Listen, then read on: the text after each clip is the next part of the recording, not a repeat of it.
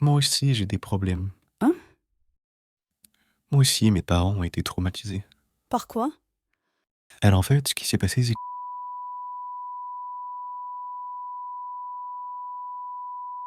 Super, on est ensemble.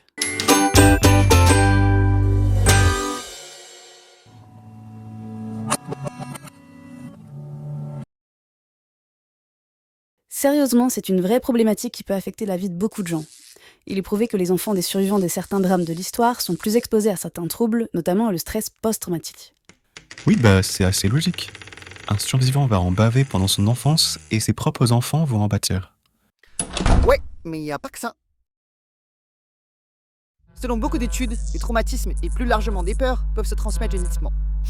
Une expérience a conditionné une souris mâle à avoir peur d'une odeur particulière, celle des fleurs de cerisier. Il s'avère que les enfants et les petits-enfants même de cette souris ont eu à leur tour cette peur. Sur le plan épigénétique, on a observé des modifications dans leur cerveau et dans leur sperme. Et ça s'est observé sur 2 générations.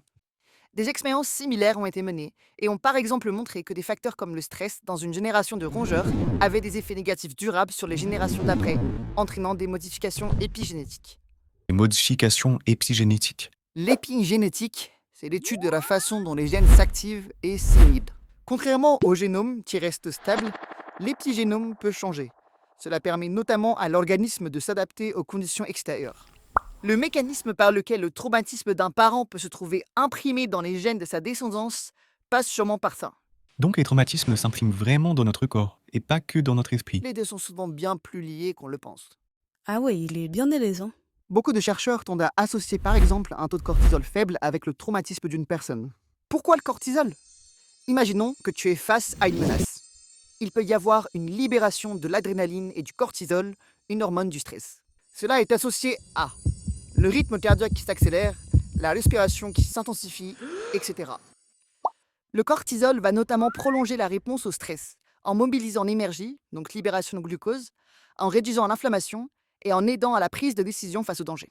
Ces modifications permettent à la personne menacée de réagir correctement. Bon, bien sûr, ici, on utilise un ballon pour être sur du léger, mais dans la vraie vie, ce ballon représenterait des situations bien plus hardcore. Je vous rappelle que nous vivons dans un monde de merde. Attends, mais faut pas dire ça aux gens. Ensemble. On a longtemps pensé qu'une fois le danger écarté, tout redevenait normal. Mais après la guerre du Vietnam et le traumatisme de nombreux soldats, les études ont commencé à suggérer que même une fois le danger éloigné, il pouvait continuer d'influencer notre corps. Des études ont notamment montré que ceux qui souffraient de syndrome post-traumatique avaient des taux de cortisol plus faibles que les autres. Un taux bas?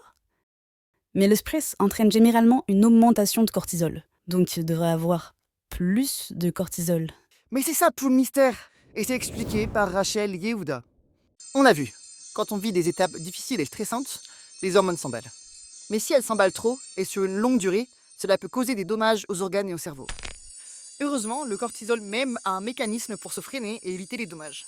Rachel Yehuda appelle ça la boucle de rétroaction. Cela permet en quelque sorte un retour à la normale sans trop de dommages sur notre corps. Mais parfois, tout ne revient pas à la normale et il y a une modification du corps. Il peut arriver que le système se recalibre et devienne plus sensible au cortisol. Cela lui permet de s'adapter à des quantités plus faibles.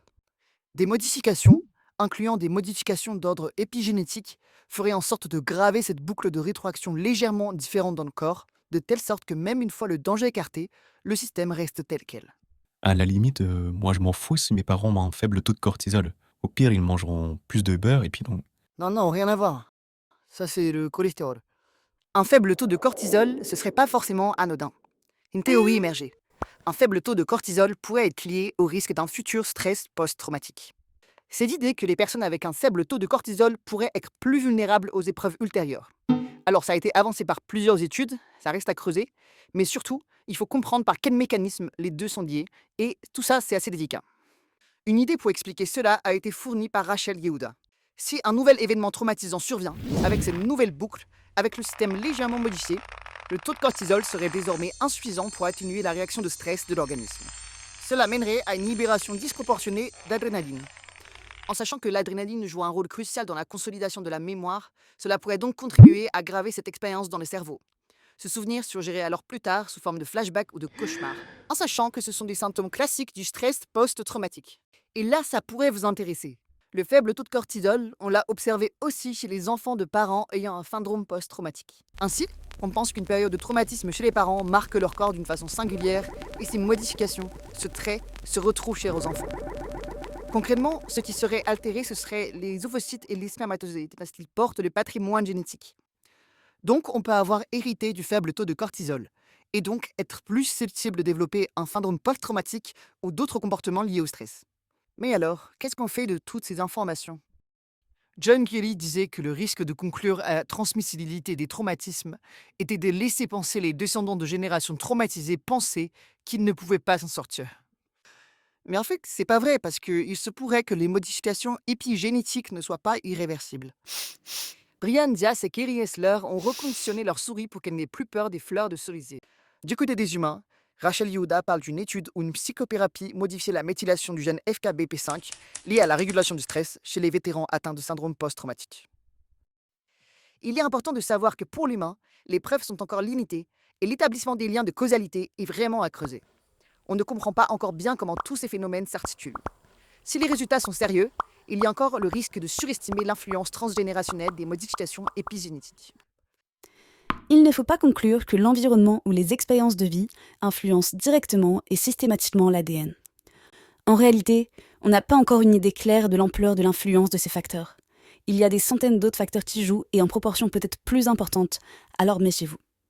J'aimerais aussi parler de cette question prochainement sous un angle plus psychologique et sociologique, en montrant comment le comportement des parents peut aussi projeter certains traumatismes sur les enfants.